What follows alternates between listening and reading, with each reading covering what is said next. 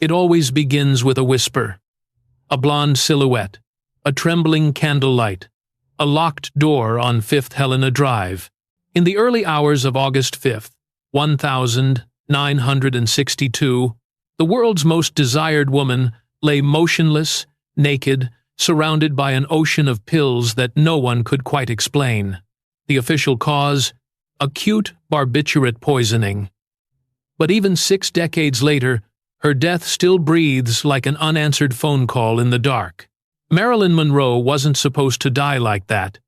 She was supposed to be immortal, the eternal muse, the dream in every man's eyes and every woman's mirror.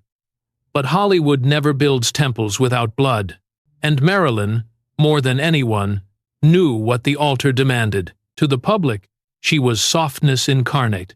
The girl in the white dress above the subway grate, the playful laugh, the innocent confusion, but behind that image was a mind that read Dostoevsky, a heart that wrote poetry, and a woman trapped in a machinery that ground people into stardust and dust again. In the months before her death, Marilyn was not fading, she was fighting. She had just bought her first house with her own money.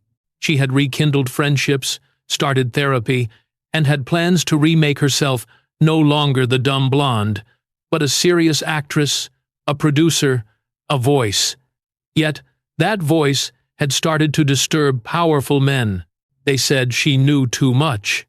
About politics, about secrets that lived behind closed doors in Washington, about a certain president and his brother, about what power looks like when the lights are off. That summer, she called the White House switchboard more than once. She called friends in tears. She called Peter Lawford's house in Malibu, and the last phone call she ever made, they say, was to a man who didn't pick up. The timeline of her final night reads like a script too perfect to be real, too detailed to be believed.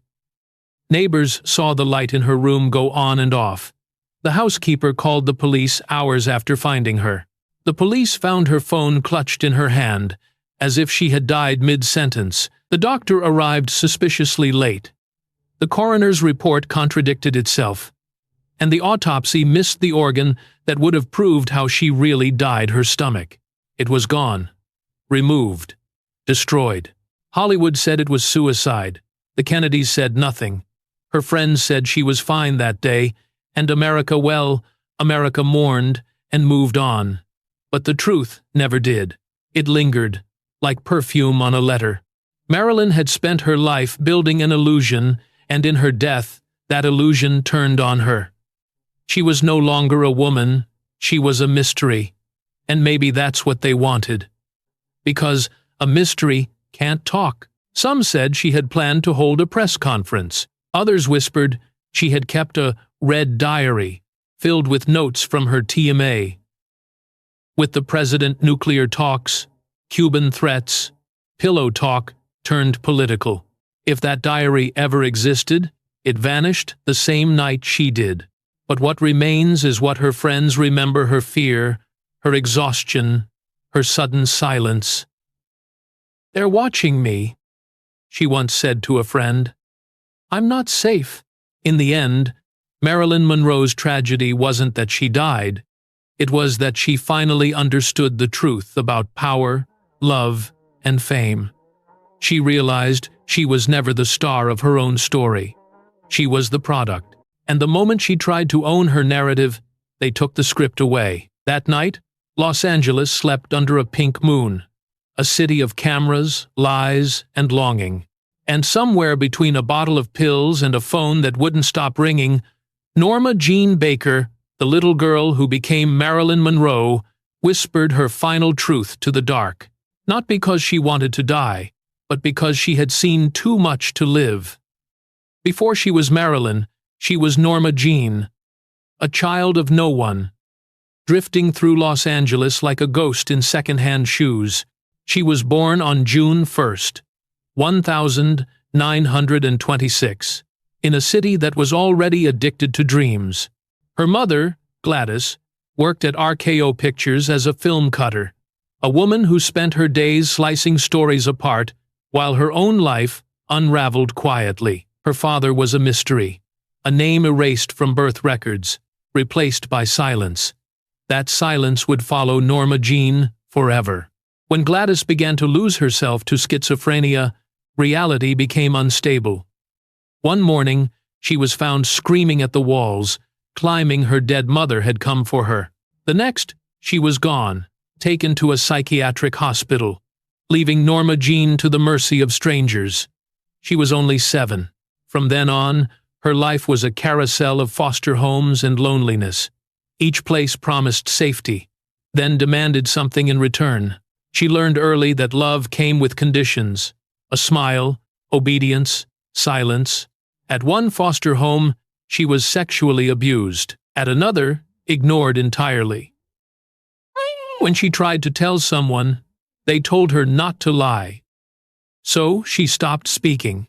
But inside her silence, something was forming, an armor made of charm and imagination. She memorized the way people's eyes softened when she smiled. She learned to turn vulnerability into a weapon. She learned that beauty was power, and that power could protect her, at least for a while. At 16, she married her first husband, G.M. Doherty, a man twice her age who offered stability, not love. It wasn't romance, it was survival. I didn't want to go back to the orphanage, she would later say. But when he went off to war, Norma Jean was left alone again. That's when the camera found her. She was working in a munitions factory, spraying airplane parts with fire retardant when an army photographer came through to take morale pictures. He saw her, the wide smile, the copper curls, the light that seemed to follow her. That single photograph became her ticket out of obscurity. Within a year, she had signed with the Blue Book modeling agency, dyed her hair platinum, and learned how to turn every flash of the camera into a confession. Norma Jean was gone. Marilyn Monroe was born. But it wasn't an act of creation. It was an exorcism. Each hair bleach, each name change, each whispered promise in a studio hallway, they were small deaths, pieces of herself burned away to make room for the illusion. The industry didn't want Norma Jean's trembling soul. It wanted a goddess who never cried, never aged, never questioned. At first, she obeyed. She practiced her smile in the mirror until it looked natural, even when her heart wasn't in it. She learned to walk like liquid light, to make men turn their heads without knowing why. Yet, behind closed doors, she read books: Ulysses, Leaves of Grass, The Prophet. She scribbled poems about loneliness and love, about the child who still lived inside her and couldn't find her mother's face. People saw a blonde. They never saw the bruise. Hollywood had always been a machine that fed on innocence, and Marilyn's was the sweetest kind. Studio executives promised her fame, then humiliated her in casting sessions. Directors praised her beauty, then mocked her stumbles. Men wanted her, women envied her, and no one really knew her. The orphan who once begged for love now had the world's attention, and it still wasn't enough. Somewhere deep down, Norma Jean was still that little girl, standing in the doorway of yet another foster home, waiting for someone to choose her and mean it. But the higher she climbed, the fewer people she could trust. The studio owned her image, the agents owned her team, and the men who loved her all seemed to want a reflection, not a person. She once told a reporter, "Hollywood is a place where they'll pay you $1,000 for a kiss and 50 cents for your soul." That wasn't a metaphor. It was a prophecy. By the time she reached her 20s, Marilyn Monroe was already both idol and prisoner, adored by millions, but haunted by the echo of her own name. Norma Jean had disappeared into the dream, and no one noticed she was missing. In her private notebooks, she wrote, "I am good, but not an angel. I do sin, but I am not the devil. I am just a small girl in a big world trying to find someone to love." Every word was a wound, a reminder that fame was not the cure for loneliness. It was its crown. And somewhere in that maze of flashbulbs and contracts, a realization began to grow in her, that being Marilyn meant slowly killing everything that made her human. but she smiled anyway. Because that's what the world demanded of her, to smile, to sparkle, to make everyone believe that the dream was real, even if it never was. Hollywood had seen beauty before, but not like her. When Marilyn Monroe stepped onto a set, the air itself seemed to hesitate. The cameras didn't just capture her, they surrendered. She was 23 when the studios finally realized what they had. Not a girl, not an actress, but an addiction. Her first speaking parts were small, a secretary here, a chorus girl there, but the lens loved her. She had the uncanny ability to make every man in the audience believe she was looking at him and only him. Yet, off-screen, she was trembling. Each take was a battlefield between the fragile Norma Jean and the dazzling ghost she'd been asked to become. It was Niagara in 1953 that lit the fuse. The red lips, the slow walk, the wounded sensuality, it was fire wrapped in silk. Overnight, she went from the girl in the background to the most recognizable woman in America. The studio knew it, and they used it.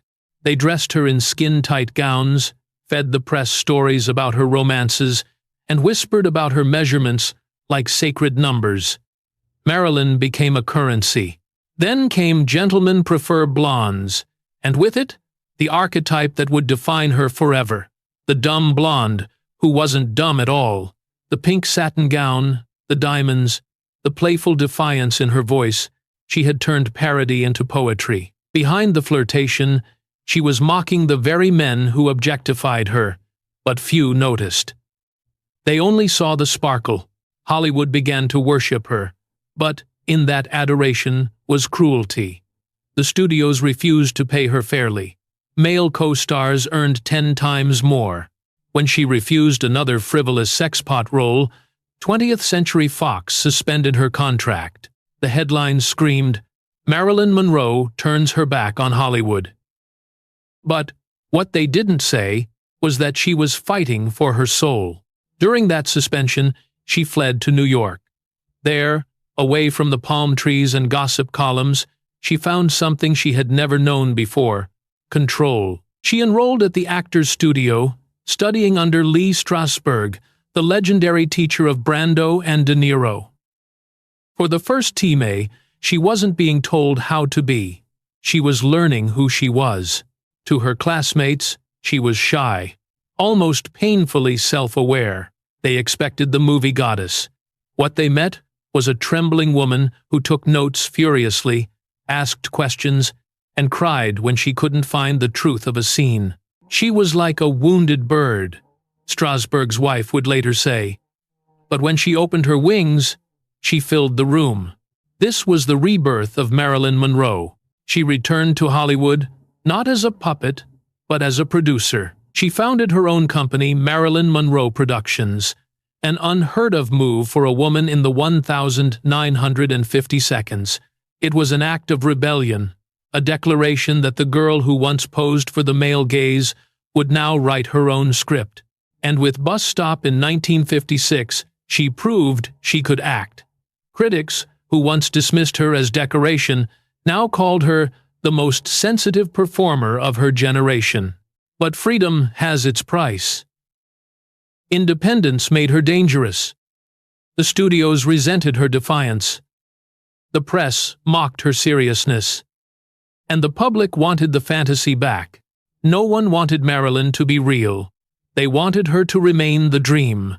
Still, she kept fighting. She married playwright Arthur Miller, hoping intellect and art might save her from the noise. For a moment, it did. She moved to the East Coast, away from Hollywood's glare, believing she had finally found a partner who saw beyond the glitter. But Miller's admiration soon turned into discomfort. He began to see her not as a muse, but as a mirror, one that reflected his own failures. Their marriage would become another performance, one that began in poetry and ended in silence. Through it all, Marilyn worked relentlessly. On set, she demanded multiple takes until she felt truth in her performance, driving directors mad but producing magic. She wasn't lazy, one crew member recalled. She just refused to fake it. But every transformation came with a fracture. Fame devoured her privacy, love drained her trust, and the pills she once took to sleep became the only way she could. The woman who had once danced through studio hallways now trembled backstage, terrified of not being enough. Yet somehow, when the lights turned on, she glowed again, like a phoenix made of perfume and pain. The irony was cruel. The more she perfected the illusion, the further she drifted from herself. Norma Jean was now a ghost, haunting her own creation. "I am not Marilyn Monroe," she once told a friend. "Marilyn is a thing they made, but she can be very useful for when I need to be loved." That confession says everything. She had mastered the art of being adored, yet she had no one to hold her when the applause stopped. By the end of the decade, she was on top of the world box office gold, beloved by millions, a global icon of beauty and desire. But beneath that golden crown was a storm. Her body was breaking, her marriage collapsing, her mind unraveling under the pressure of perfection, and in the quiet corners of her diary, she began to write again. About identity, betrayal, loneliness. "I'm only happy when I'm acting," one entry read. Then, "I'm not myself." Marilyn Monroe had become the myth everyone wanted her to be.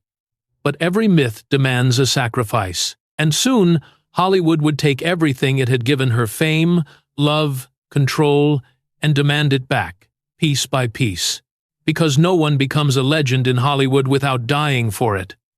By 1959, Marilyn Monroe was everywhere and nowhere at once. She was on every magazine cover, every billboard, every soldier's locker door. She was the American dream personified, the soft face of a hard empire, the woman who could silence a crowd with a single glance. Yet, beneath the diamonds and champagne, her world was collapsing in slow motion. Arthur Miller, the man she had once called her savior, was beginning to look at her like everyone else, with disappointment. He had fallen in love with a symbol, not a soul.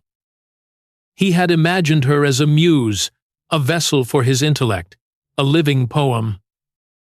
But Marilyn wasn't content to be written. She wanted to write back. And that frightened Chaim. Their marriage began as art, but ended as accusation. When Miller wrote The Misfits, it was meant to be a love letter to her, a story of broken people, finding meaning in the desert. But on set, it became something else entirely. A funeral in slow motion. Directed by John Huston, filmed under the scorching Nevada sun, the movie was chaos. Marilyn was late, fragile, over-medicated. Clark Gable, her co-star, was visibly aging and resentful. Miller sat behind the camera, rewriting her lines, sculpting her into a version of herself he could still understand. She felt betrayed. Each scene cut closer to her real life. The loneliness, the desperate need to be seen, the way men used her to escape themselves. "He wrote me out of his heart," she said of Miller. "Then he wrote me into a story where I didn't belong." It was during The Misfits that Marilyn's mask began to crack for good. Between takes, she would disappear into her trailer, trembling, crying, staring into the mirror, as if asking who she had become. "I hate Marilyn Monroe," she whispered to a makeup artist. "She's someone I created. She's not me, but I can't live without her." After filming Wrapped, Gable died of a heart attack. Miller filed for divorce, and Marilyn, now utterly alone, entered the darkest chapter of her life. Hollywood's golden child had become Hollywood's ghost. The studio executives who once worshipped her began to whisper that she was difficult, unstable, unreliable. The same media that had built her up began to feed on her breakdowns. Paparazzi followed her to psychiatric clinics, drugstores, airports. One photo of her crying outside Payne Whitney Hospital after being institutionalized against her will became the new face of fame. Beauty in a straitjacket. She had everything: wealth, adoration, a name that echoed across continents, and yet nothing felt real. Her house in Brentwood became both sanctuary and prison. She filled it with books, candles, soft white furniture, as if trying to rebuild the innocence of a childhood she never had. Friends would visit and find her reading Rilke or listening to Mahler, trying to quiet the noise inside her. But the pills didn't quiet it. They only blurred the edges. Barbiturates to sleep, amphetamines to wake, champagne to balance the in-between. She was a constellation of prescriptions, orbiting an empty Sunday, and then came the Kennedys. No one knows exactly when it began. Perhaps at a dinner party, perhaps through Peter Lawford, perhaps through the machinery of fame that binds power to beauty like a magnet. But once Marilyn entered that circle, she was no longer just a movie star. She was a liability. To President John F. Kennedy, she was intoxicating the forbidden made flesh. To Robert Kennedy, she was dangerous, a woman who didn't understand discretion. To both, she was disposable. She believed she was loved. They believed she could be silenced. The night of May 19th, 1962, is burned into American mythology. Madison Square Garden. President Kennedy's birthday. The lights dimmed, and she appeared on stage in a skin-tight, sparkling dress that looked poured onto her body. When she whispered, "Happy birthday, Mr. President," into the microphone, the world stopped breathing. It wasn't a performance. It was seduction turned into statecraft. Behind that breathy voice was a woman who already knew she had gone too far. That night marked the peak and the beginning of the end. She had stepped into a world of secrets she was never meant to understand, much less speak about. Afterward, the Kennedys distanced themselves. Calls went unanswered. Invitations stopped coming. And Marilyn, the woman who had once been the fantasy of millions, was suddenly invisible to the only men she wanted to see her. In her Brentwood home, the walls began to close in. She kept calling Lawford's house, begging to speak to Bobby or Jack. "Sometimes," she screamed. "Sometimes," she whispered. Friends later recalled that she talked about exposing them, about telling everything. Whether it was a threat or a cry for help, no one ever found out. Her final months were a paradox, both recovery and unraveling. She had signed a new contract with Fox for Something's Got to Give, trying to rebuild her career, but the production fell apart amid rumors, illnesses, and her increasing dependence on pills. Still, she smiled for the cameras, posed by the pool, trying to prove she was alive. The photos from that shoot her last capture the cruel poetry of her life. Sunlight glinting off water, laughter frozen between fear and exhaustion. By then, the dream had eaten itself. Marilyn Monroe had become so big that even she couldn't carry her own name anymore. The world didn't want Norma Jean. It didn't even want Marilyn. It wanted the tragedy, the doomed goddess, the perfect fall. And in the quiet corners of Los Angeles, people had already begun to whisper, "She knows too much." August 4th, 1962. Los Angeles was suffocating in a summer haze. The city hummed with the soft electric tension that precedes tragedy, a silence too heavy to be ordinary. Inside the white Spanish-style home at 12305 5th Helena Drive, Marilyn Monroe moved through the rooms like a ghost, rehearsing her own disappearance. She had spent the day making phone calls to friends, to her psychiatrist, to her publicist, even to Peter Lawford. To each, she sounded different. To some, cheerful and lucid. To others, distraught, paranoid, afraid. At 10 p.m., her housekeeper, Eunice Murray, claimed she saw a light under Marilyn's bedroom door, but didn't disturb her. By 3:30 a.m., Murray was panicking. The door was locked. She called Marilyn's psychiatrist, Dr. Ralph Greenson. He arrived, broke the window, and found her lying face down on the bed. the telephone still clutched in her hand, as if death had interrupted a conversation. The official report was swift. Probable suicide due to barbiturate overdose. The tabloids exploded. The headlines screamed, "Marilyn dead at 36." But the details never made sense. Why had she died naked, the phone still in hand? Why had her stomach and intestines, the only organs that could confirm ingestion, been removed and destroyed before the toxicology tests were complete? Why did her body show no trace of the red dye typical of oral barbiturate poisoning? And why did every timeline, the calls, the witnesses, the ambulance arrival change with each telling? It didn't add up. It never would. Neighbors claimed to have seen men entering her home late that night. One heard a helicopter.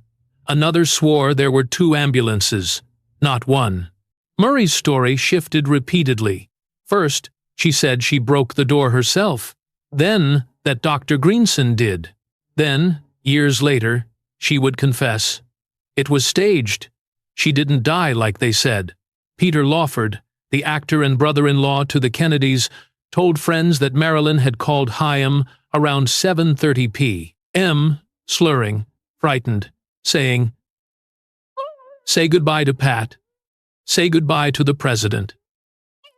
Then the line went dead. When Lawford called back, no one answered. He didn't call the police. Inside her Brentwood home, investigators later found notebooks and letters, the fragments of the red diary she was rumored to keep. Some claimed it contained conversations with JFK about Cuba, the Bay of Pigs, and secret affairs of state whispered in pillow talk. Others said it was simply a journal of her pain, her loneliness, her fear that she was being watched. Either way, it vanished.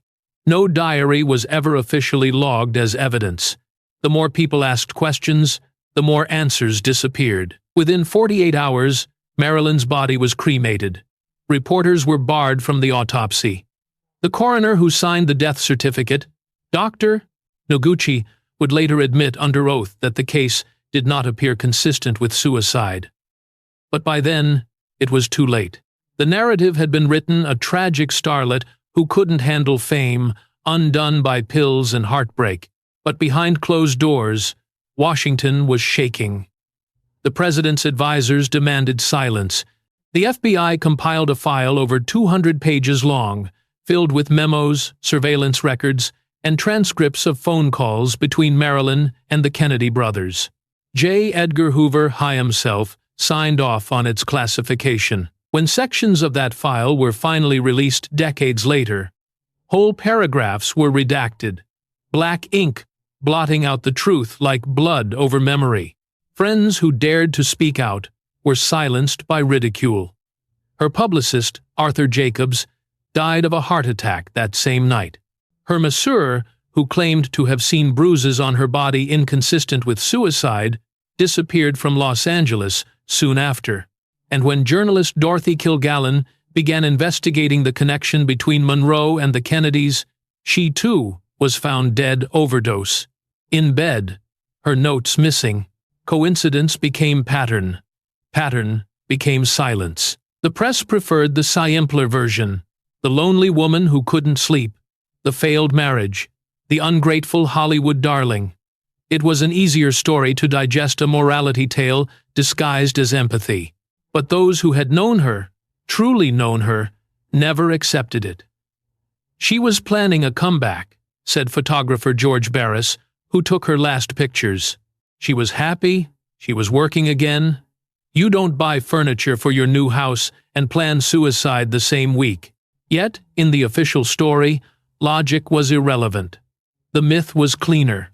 The myth could be sold. And so the machine that had created Marilyn Monroe began to consume her, one last May, rewriting her death into a legend, her pain into profit, her truth into silence. The aftermath was a theater of hypocrisy. Studio heads issued statements of sorrow while cashing in on posthumous re-releases. Politicians sent condolences through clenched teeth. Arthur Miller wrote that he wouldn't attend her funeral because they all killed her. The president said nothing at all. When her casket was lowered into the ground at Westwood Memorial Park, only 30 people stood there. No music, no cameras, just an eerie stillness. Joe DiMaggio, her ex-husband, the only man who ever seemed to love her without condition, arranged everything he himself. He banned the Kennedys, the studios, the agents. For the next 20 years, he sent roses to her grave every week. He never remarried. The rest of the world moved on, but the whispers never stopped. Because in the end, Marilyn Monroe's death wasn't just a tragedy. It was a message. It told the world that beauty is expendable, truth negotiable, and that when a woman learns too much about power, about men, about the lies that hold the world together, her story ends not with applause, but with a headline. And somewhere, in that quiet Brentwood bedroom, the telephone still glowed faintly in the dark, as if waiting for someone to finally pick up and tell the truth. The morning after her death, Los Angeles woke to a world without Marilyn Monroe, and it didn't know what to do with the silence she left behind. Radios interrupted music with breaking news, newspapers sold out before noon, and grown men cried in their cars. The woman who had belonged to everyone was suddenly gone, and for the first time, the world realized how little it had truly known her. Outside the gates of her Brentwood home, fans gathered in disbelief. Some prayed, some screamed, others just stood there, waiting for her to walk out and prove it was another Hollywood trick. Because how could a dream die? Dreams don't overdose. Dreams don't make phone calls that go unanswered. But Marilyn was never a dream. She was a woman who had been turned into one, piece by piece, until there was nothing left but image. The machine that had devoured her in life now began to feast on her in death. Her photos were reprinted, her films reissued, her voice looped endlessly in theaters and jukeboxes. Even her image, smiling, innocent, unreachable, was sold on postcards, perfume, and calendars. It was as if the world was trying to resurrect her, not out of love, but guilt. Her funeral was heartbreakingly small. Only a few friends, a few family members, and Joe DiMaggio. He stood there in a black suit, expression carved in stone, as the minister spoke words that felt too light for a life that had burned so intensely. Afterward, when the reporters left, Joe returned to her grave alone. He whispered something no one heard and walked away. Later, he arranged for a delivery of roses every week for 2 decades. When asked why, he simply said, "Because she deserved them." In the years that followed, her death became a mirror. Everyone saw what they wanted to see in it: tragedy, conspiracy, betrayal, prophecy. For feminists, she was a warning about how fame devours women. For romantics, she was an angel lost in a cruel world. For Hollywood, she was a brand that would never stop selling. And for historians, she became a riddle with too many answers and no closure. Books multiplied. Each claimed a different truth: suicide, murder, political cover-up, accidental overdose. The FBI files were opened, redacted, closed again. Witnesses changed their stories, died, or disappeared.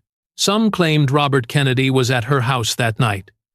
Others swore she had threatened to expose secrets that could have shaken Washington. But the deeper people dug, the more the story seemed to bury itself. The truth about Marilyn's death became as untouchable as the truth about her life. A fog of half-remembered conversations, lost files, and ghosts. Yet in that fog, something extraordinary happened. Marilyn Monroe stopped being just a woman and became an idea.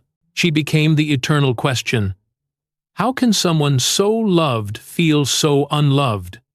How can a face so familiar hide a soul so forgotten? She was no longer a person, but a reflection of beauty, loneliness, power, and the cost of both. Artists began to paint her. Writers began to quote her. Andy Warhol silk-screened her face in neon repetition. The smile repeated, mechanical, bleeding into itself. In his hands, she became both icon and wound, a commentary on how America consumes its idols until nothing human remains. Generations later, young women would still see themselves in her, not the sex symbol, but the girl behind it. The girl who wanted to be taken seriously, who studied acting and literature, who fought for fair pay, who dreamed of being a mother, who read poetry to fall asleep. They began to reclaim her story, to strip away the fantasy and find the fragile human heart beneath it.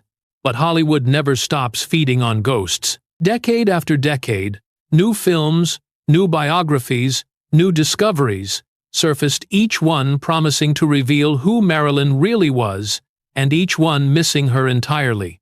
Because Marilyn was not a secret to be solved, she was a truth that couldn't be simplified. Even in death, she remained what she had always been, a paradox. The most photographed woman in the world, yet unseen.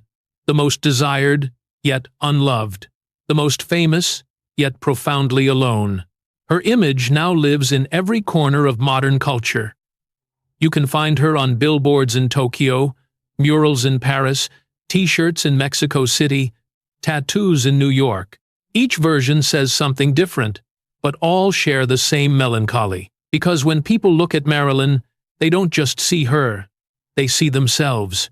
Their longing, their fragility, their hunger to be adored, and their fear of being forgotten. In 1982, 20 years after her death, a journalist asked an aging photographer who had known her, "Do you think she understood how much people loved her?" He paused for a long time and said, "No, I think she died still waiting for proof." And maybe that's the cruelest truth of all.